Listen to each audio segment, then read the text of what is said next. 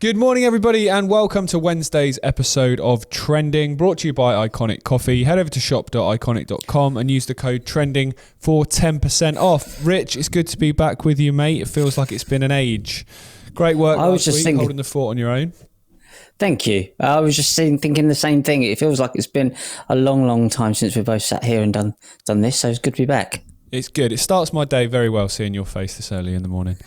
Unfortunately, what doesn't start the day well is reading the news. Now, this story that you're going to cover now broke yesterday, and it's something that is about as predictable as a lion eating a zebra, isn't it? It's just inevitable. It's going to happen. So let's tell people what's going on. Yeah, it's going to happen if you stick him in the same cage.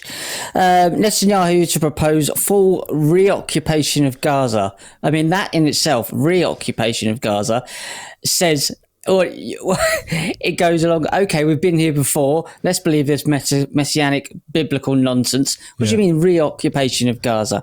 Israeli media report. So it's in the headline that they believe that they are owed this place and this was theirs. Total nonsense, total fairyland nonsense. But that bit's easy to skip over if you're not reading the headline properly in the context of what they believe or they allege to believe or use as an excuse for their poor behaviour.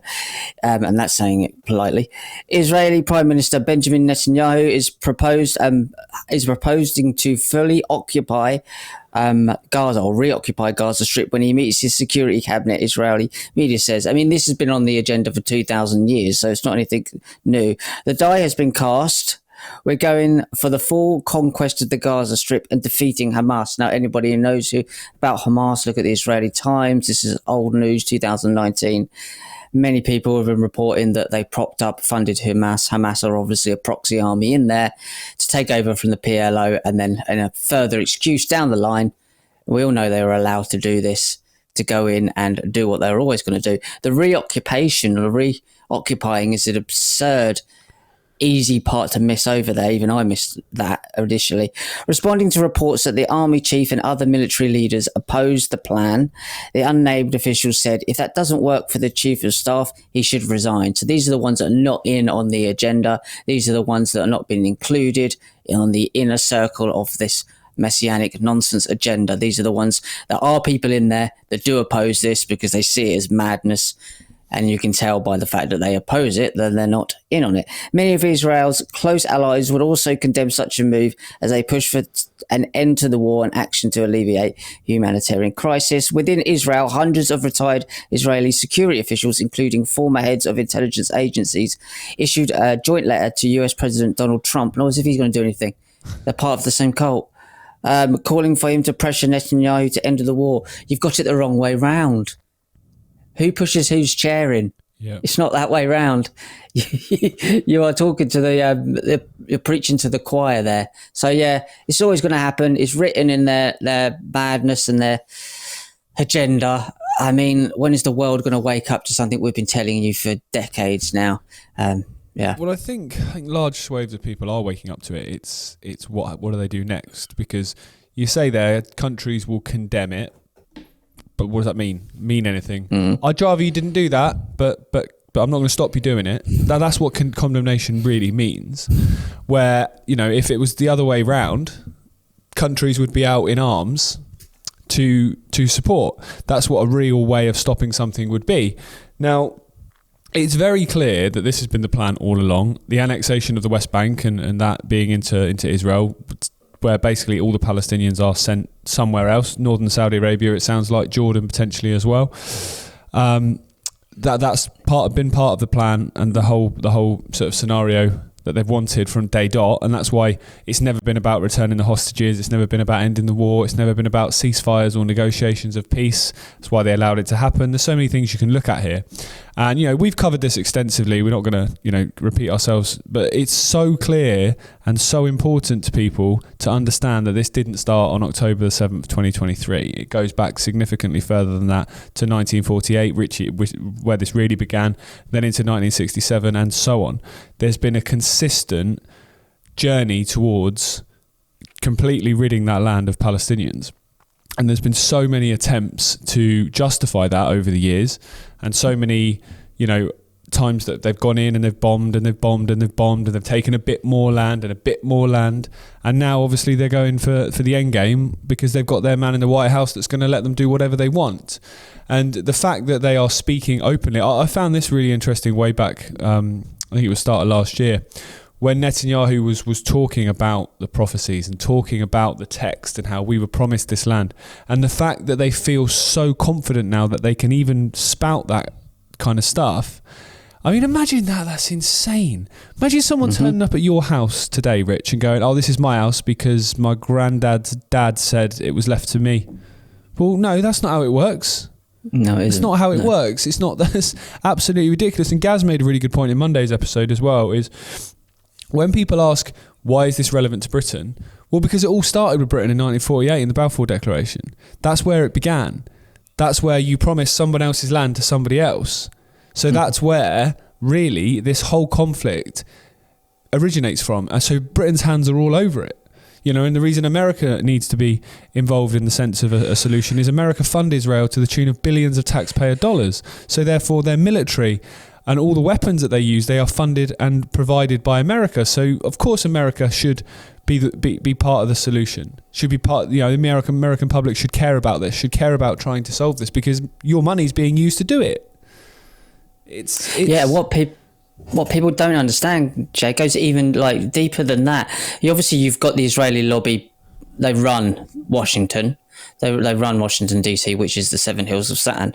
But a lot of people don't know that there's something called British Israelism, which means, when you look it up, and it's absurd, but look it up, British Israelism, the British royals, who aren't British in any way, shape or form, but you know what I mean, let's go with that lie as well. How many lies deep do you want to go? They believe that they are one of the 12 lost tribes of Israel. Genuinely believe that.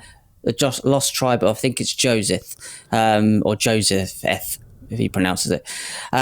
They believe that is their land. So they are behind this. These bloodlines is really where you want to go. These black nobility bloodlines, if you want to look at who they are, at least on this planet or this reality, that's the black nobility bloodlines, the Venetian bloodlines. They are actually behind all this. Have a look into them, because when you see this, we handed the land over. What was Britain doing with that land in the first place? They have no reason to be over there and controlling that part of the land, and they hand that over. What are they doing there? That's why ancestry DNA tests are banned in Israel. That's why they can't do them. Because that'll lead back to Turkey. No, exactly. I think one thing that's really interesting, just to finish on this one, is we live in a world now where racism is a very big subject. It's thrown around left, right, and centre. I don't think there's a more racist philosophy than believing you're a chosen people. I don't think there's a more racist philosophy, to be honest, than that, because if you believe you're chosen, you therefore believe you're better than everybody else. That's surely the definition of racism, isn't it? And especially if you're not a race as well. And if you're gonna, and I'm not talking about all Jewish people whatsoever. Like, Dad posted a really good clip yesterday on his Twitter, which we'll drop in now. We are here blocking now the roads in Tel Aviv. We will not agree to starvation of people. We will not agree to killing children. This is done by our government and our name. We must take the responsibility. As a society, we must choose. Do we celebrate death? Or do we celebrate the killing of children? Or do we wake up and fight it because the fascist government in our country is leading people to die out of starvation, children to be killed? We cannot agree with that.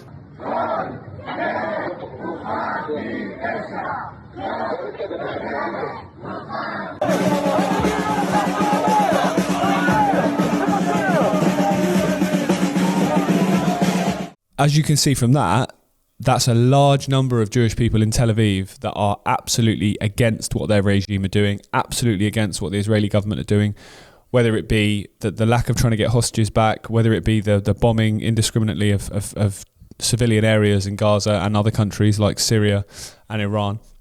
There's a massive, massive dislike of Netanyahu in Israel by a lot of Israelis, particularly of the younger demographic, because they're seeing not just what they're doing, they're also seeing their country fall apart, because you know, it's not about looking after Israelis, not about looking after Jewish people. Israel's not set up to do that. This whole illusion that it's the sanctuary for Jews to be safe and be among each other, it's not. Look at what they did during COVID, for goodness sake.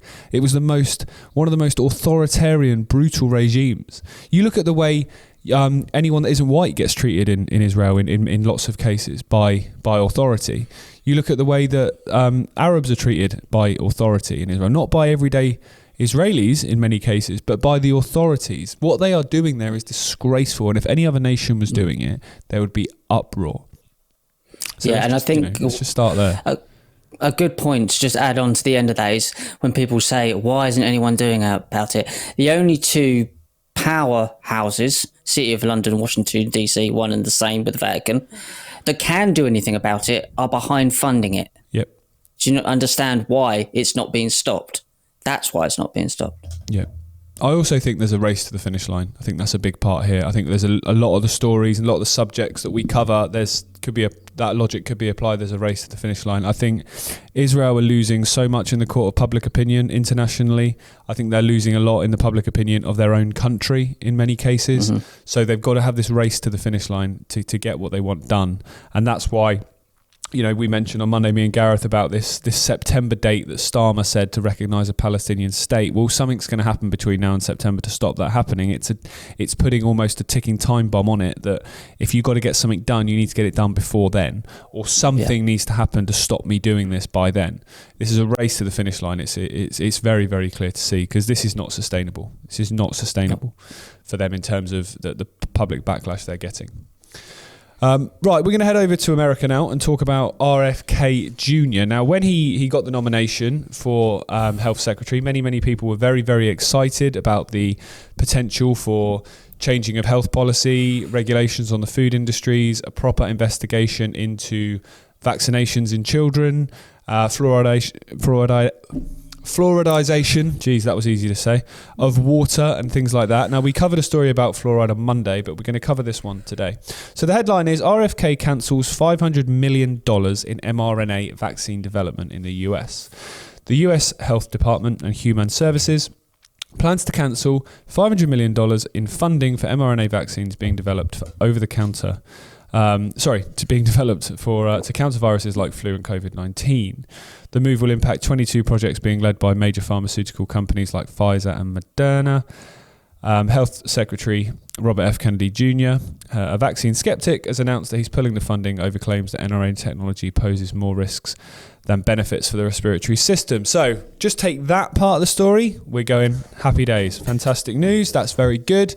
Hopefully that means no more mRNA vaccines like the devastating COVID-19 one will be made. Great news, right? But then you read further down the story, and as always, they're chucking you a breadcrumb. They're not really doing what is wanted. So before he got elected, there was a whole big campaign about the fact that Trump had asked him to do a study looking at the health of children that have been vaccinated, not mRNA vaccines, just vaccines in general, children that had been vaccinated versus children that hadn't been, and looking at a study on the overall health and well-being of those children. Now, it's funny. If the vaccine argument is right and vaccines are brilliant and they're the best thing since sliced bread, why don't people do those studies? If the study is going to conclude the results that you want, and you know you're on the right side of history, you do the study. The reason they don't do the study is because they know the results won't conclude what they want people to think, and they won't be on the right side of history. So therefore they don't do it. They don't have the debate. They just call everyone stupid, vaccine skeptics, child killers, dangerous parents, and all of those things. It's clear. It's clear. If, we could apply that argument to the story we've just covered. Why, if what Israel was telling you about what's going on in Gaza is true, why do they ban foreign journalists from going in there and covering it? If the narrative's on your side, you don't have to censor. That can be applied to everything, and it can very much be applied to this.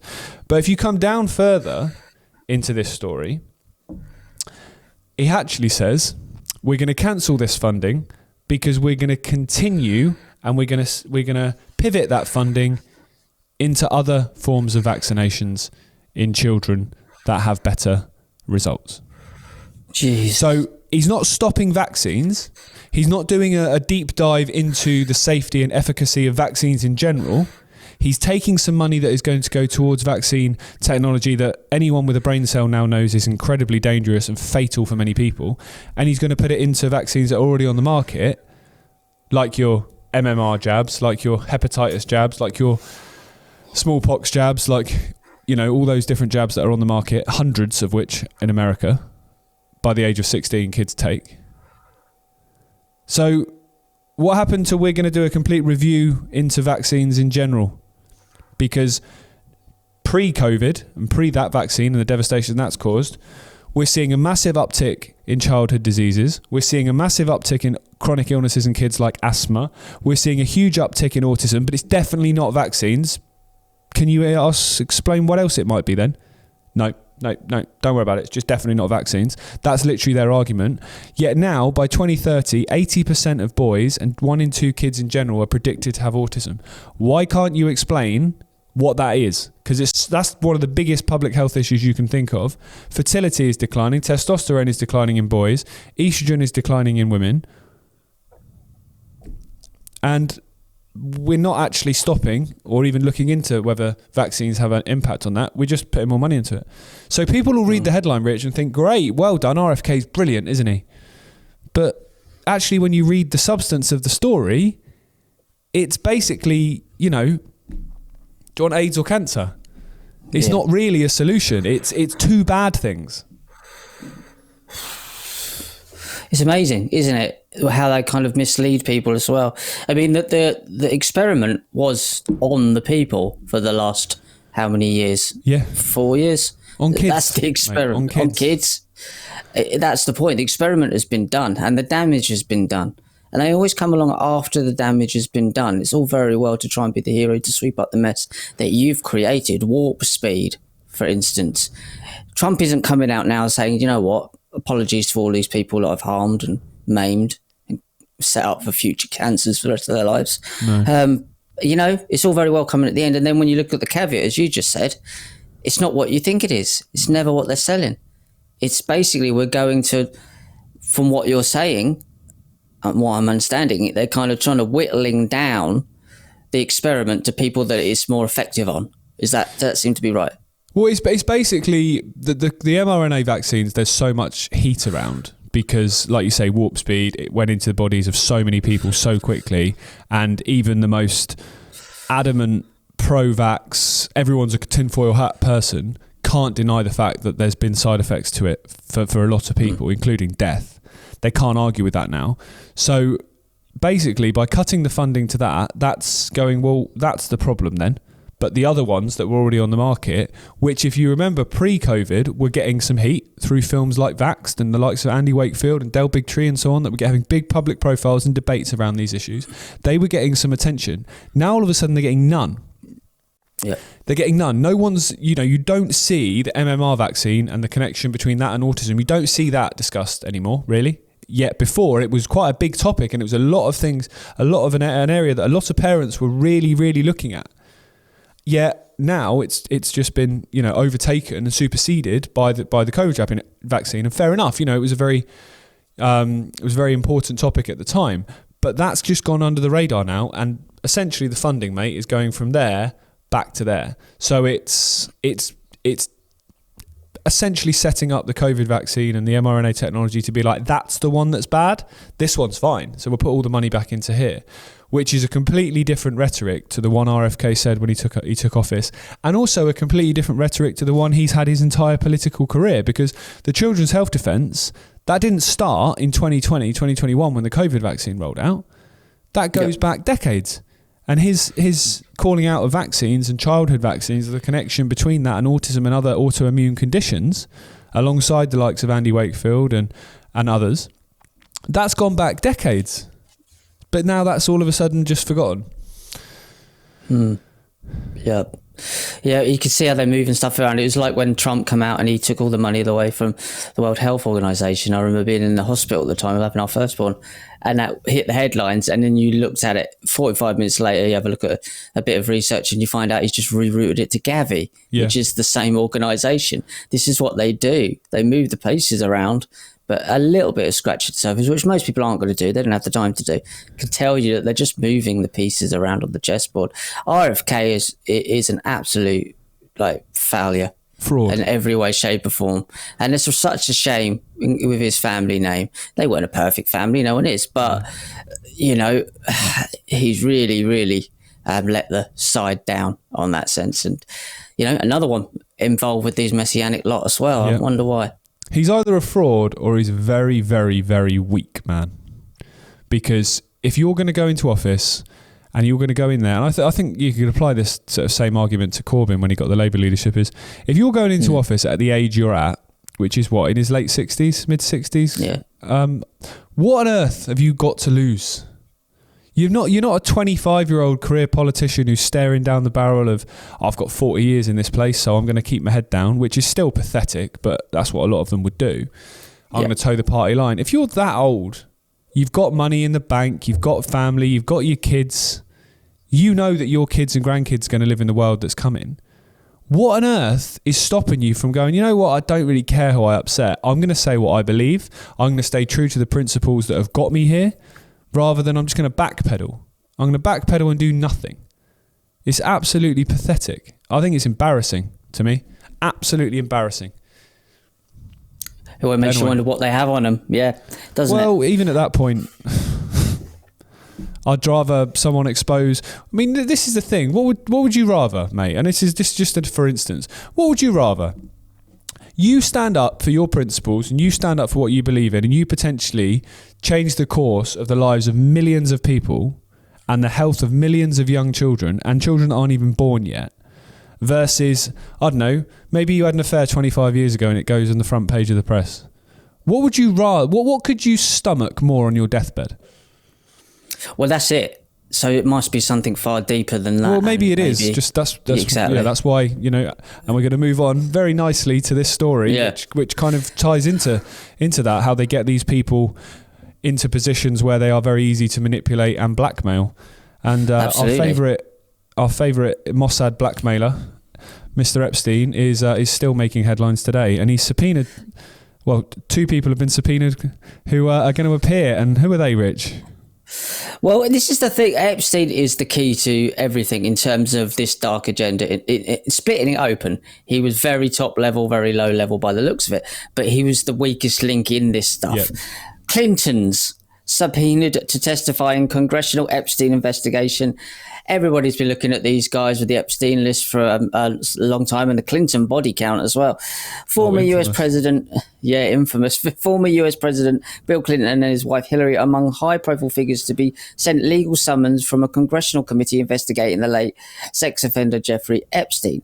Republican James Comer, chairman of the House Oversight Committee, issued the subpoenas to the Clintons and 8 other individuals. Now, obviously, this is a little bit of a distraction from Trump being on the list as well. The committee is seeking information about Epstein's history after President Donald Trump's administration decided against releasing more federal files on the dead finance. So he's too busy on the roof of the White House for some reason. That decision sparked outrage among Trump supporters and some Democrats who refused to accept the Justice Department's statement that was no incriminating client list, which shows how important it is for the people to speak up en masse, especially if you're supporting something that really turns out to be opposite of what you thought you were supporting. Have the courage to turn around and say, no, we're not having that. They'll panic.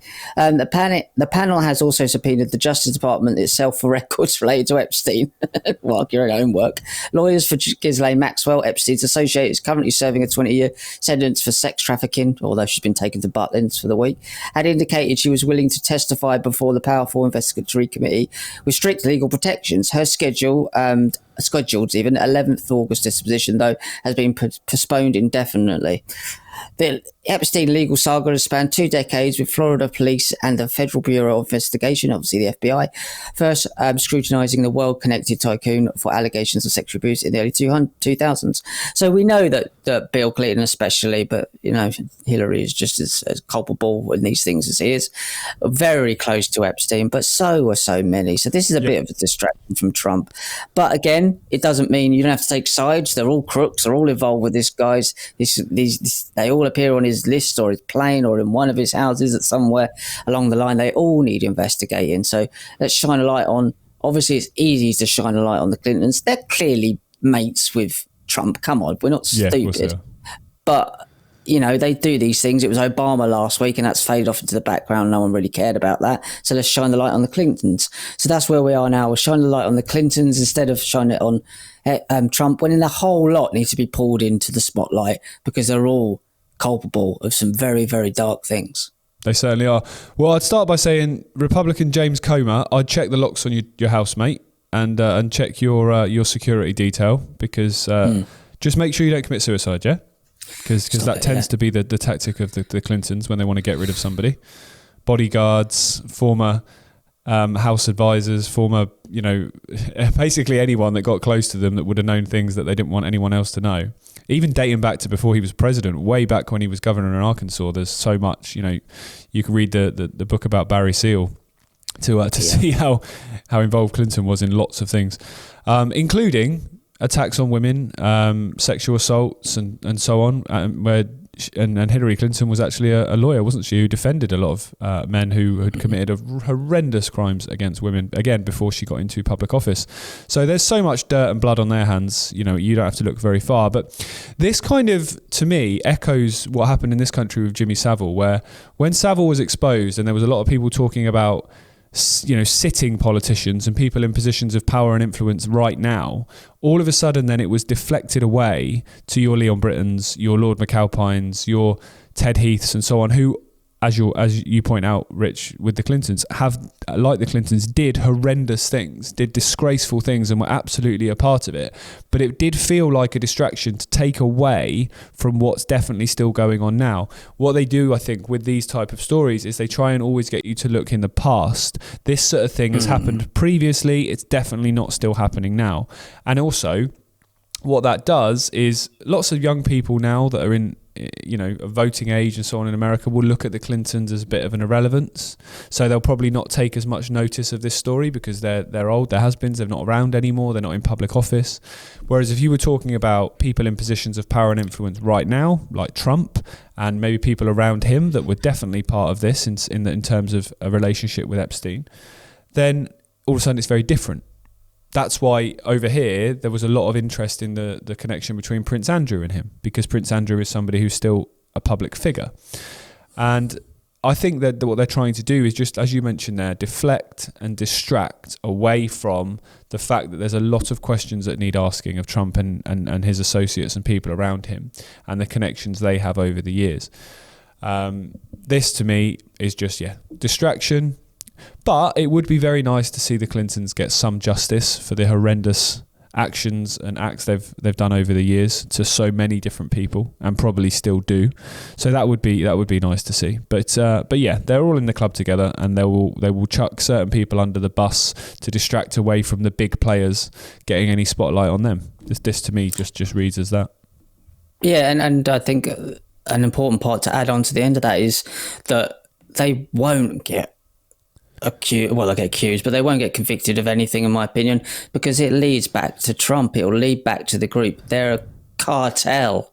So you're not going to have, I mean, they're big players in the cartel. These aren't your run-of-the-mill politicians or your Senate, people in the Senate. These are big player politicians. Crimes connected to the Clintons would lead back, in my opinion, personal opinion, to crimes connected to Trump. They're a cartel. These are mobsters. So that, you know, it's again a deflection, but it will lead nowhere as per usual. Absolutely. Right, we're going to move on to the final story. As we get closer to the October budget here in the UK, there is always little bits and pieces leaked into the press, probably just to get public reaction, to see how much they can get away with. And inevitably, there's another story on that today. It's been festering for the last few days, this story, and there's actually a few specifics on how this could work today. So as we know, they want to tax people to the point of death. If they could tax you to breathe, they would. If they could charge you to get up out of bed in the morning, they would. So let's just go on a little journey. So let's say you have a job. You pay income tax on the job.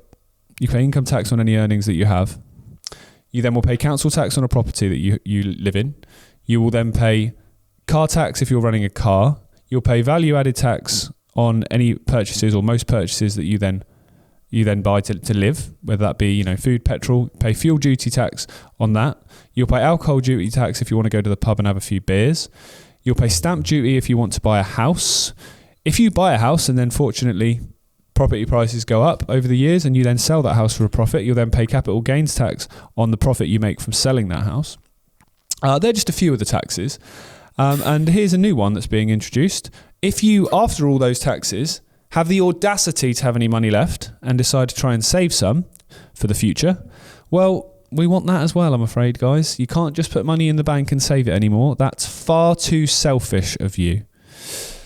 So, more than 3.35 million people are projected to pay tax on interest earned from their savings this year, up from 3 million in 2020 to 2021. And it's projected to continue to increase as income thresholds are frozen. So we've mentioned a few times, you have a cash ISA scheme in this country where you can put £20,000 in every year and you will not be taxed on any interest that you might earn from that. Now, what they're saying is they can't have that. Can't have that, I'm afraid. Now, obviously, they're not saying they can't have that because we don't want you to have any money. They're saying it that we need you to invest in the future of the country, which makes you a patriot, obviously. So they're going to drop that down 80% to £4,000, which is a huge drop. Jesus. But you get incentives if you invest that money instead of saving it. So by investing it, you're taking risks with it. You're risking investing in something that may not return anything. Okay, they'll argue it might return more and it might be better for you. But anyone that's ever done anything on the stock market knows that investments are incredibly risky. And also, the everyday person doesn't know that much about investments. So as a result, you're relying on third-party information on what you should invest in. So therefore, again, you're taking a risk, and you're not even taking a risk based on your own knowledge. Like, I studied economics and I find this sort of stuff quite interesting. I wouldn't even know where to start on investing in stocks and shares, which is why I never have even considered it, because it's just too risky. It's too dangerous. I don't know enough about it. But the government is coming out with, here's this scheme, here's that scheme, here's this scheme, invest it in this, invest it in that. Do you trust the government with your money? Do you really trust the government with your money? The money that you might have left over to be that rainy day fund if something goes wrong, if you lose your job, if your boiler blows up, if you need a new car, if someone gets ill. They just want everyone to the point that they have no surplus. They have no surplus to look after themselves if something goes wrong. If you were, if you're lucky enough that you're in a position to be able to save money, and let's say you have a year's worth of your salary today, you have a year's worth of that saved in the bank, that gives you a freedom. That gives you a sense of flexibility that if you're in a job that you can't stand, you can walk away. If you get made redundant, you have time to be able to continue funding your life to find another job. You're not on the street 5 minutes later. If something goes wrong in your life where you need to make a purchase, your car blows up, your boiler blows up, you have problems with your roof, whatever, you're able to sort those things without getting yourselves into debt. You remove that ability for people to do that, and all of a sudden you're going to have more and more people living paycheck to paycheck and don't have any surplus, so that if something goes wrong in their life, they can cover it. They can do something about it. That's what they want. It's creating more and more dependency. And this is where it's so clear that this is the agenda. Because if you wanted a state where people didn't rely on the state, you would do as much as you could as the government to give people freedom, flexibility, and the ability to have independent incomes and independent financial security, so that they're not then looking to you when something goes wrong. We constantly hear this. There's an issue with the welfare state. The welfare state's too big. Too much money is going to people, to just live in the form of benefits, in the form of housing benefits, in the form of asylum hotels, all of those things. Well, if you don't want to do that, if you don't want to have to give money to people to live, then create an environment where they are sustainable on their own. But at the moment, that's not possible. It's not possible for so many. Housing is incredibly expensive. Travel is incredibly expensive. Running a car is incredibly expensive. Household, everyday products of food, of all those things are incredibly expensive. Your bills are incredibly expensive. More and more AI is taking jobs, so therefore there's less jobs to go around. You've got a massively increasing population of people trying to live in the same lands. So there's a housing shortage, there's a job shortage, there's a skills shortage because the education system's completely obsolete.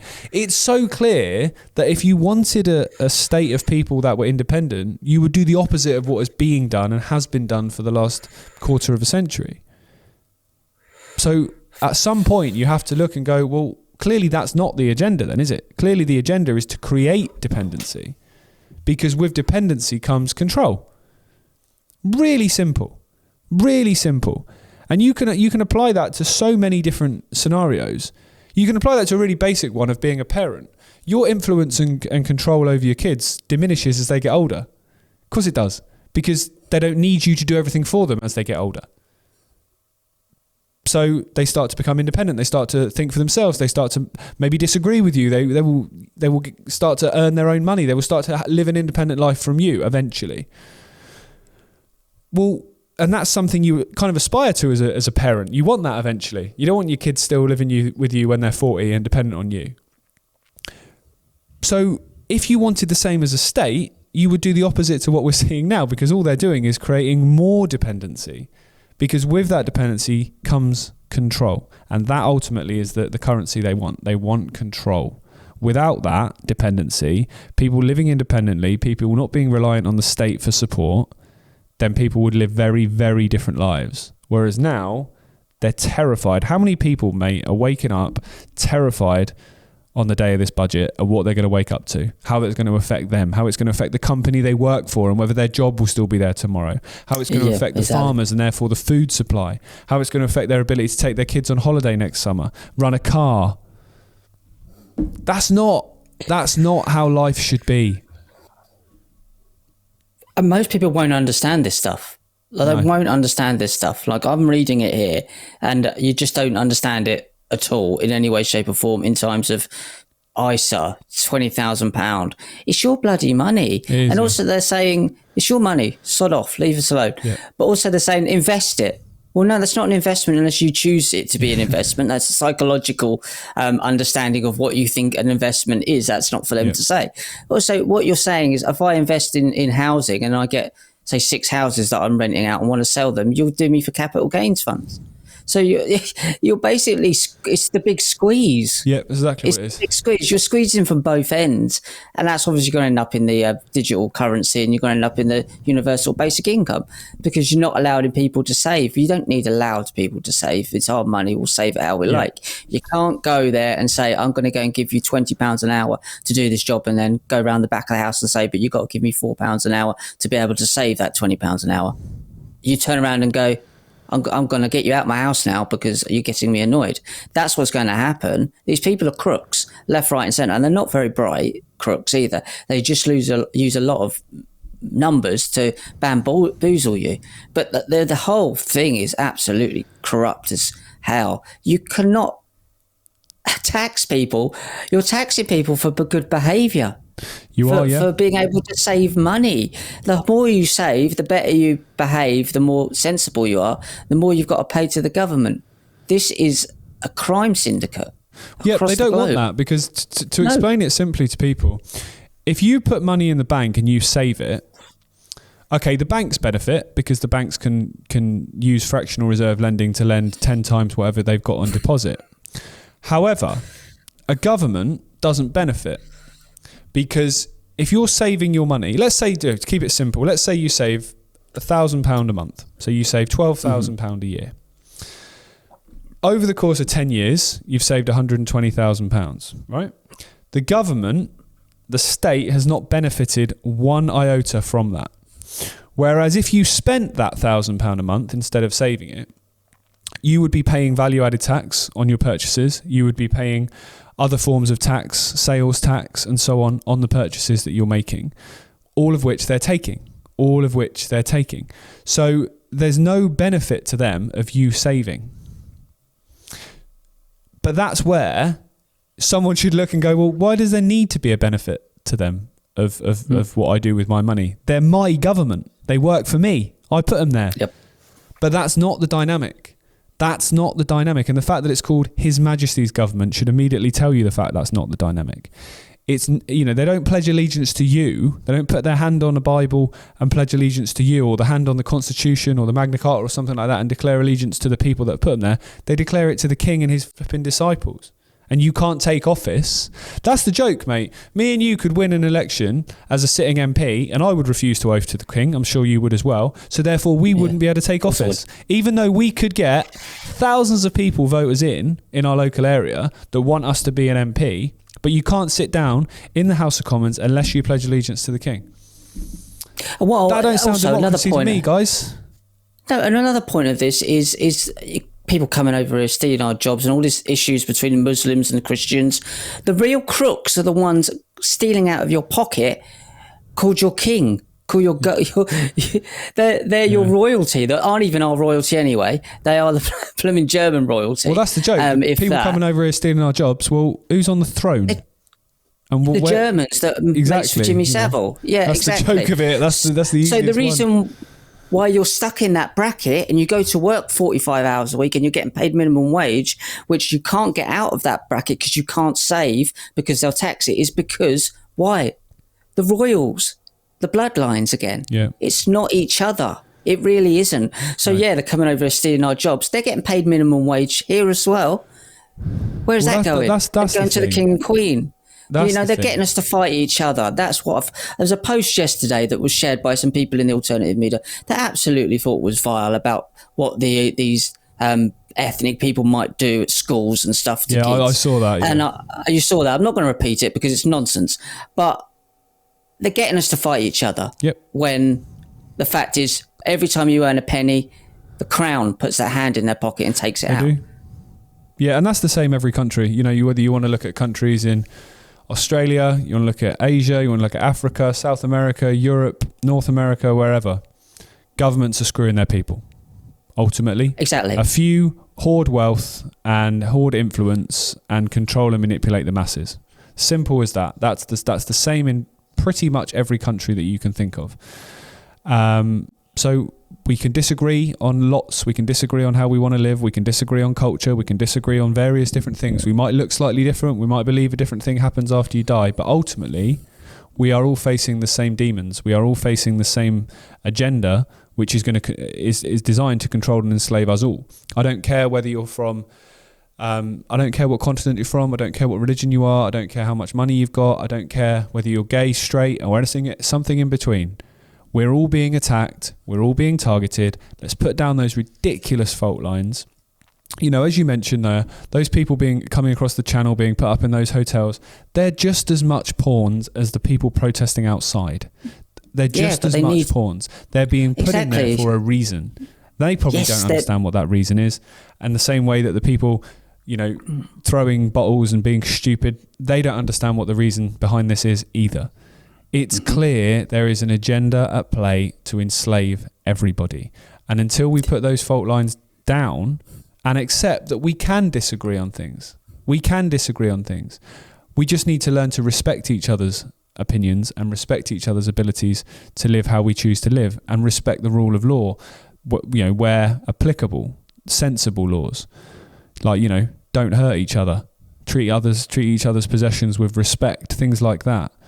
Then we'll get somewhere. But while we're doing what we're doing now, where we're constantly, you know, in America, the sort of the white Americans blame the Mexicans for everything that's coming as a problem in the country. Everyone in Britain blames people coming from the Middle East as problems in the country. You know, it's not as black and white as that. It's never been as black and white as that. They want it to be as black and white as that, as far as you're thinking, because that's easy to control. But it's not. It's time to get streetwise, mate. Time to get streetwise. It is. Ignorance isn't an excuse anymore. No, it isn't. We're getting there. Hopefully we'll get there before. We talked for a very long time this morning. We have, yeah. Lots to say. I apologise to everybody watching. It's probably my fault. I've not spoken for a week, so I've had to get it all out. Yeah, Jamie's not allowed to speak in his house. He has to ask permission. I'm not. Right, thank you very much for tuning in with us this morning. Gareth and Rich will be back tomorrow morning at 10 o'clock. Until then, have a fantastic Wednesday, and we'll speak to you soon. Take care.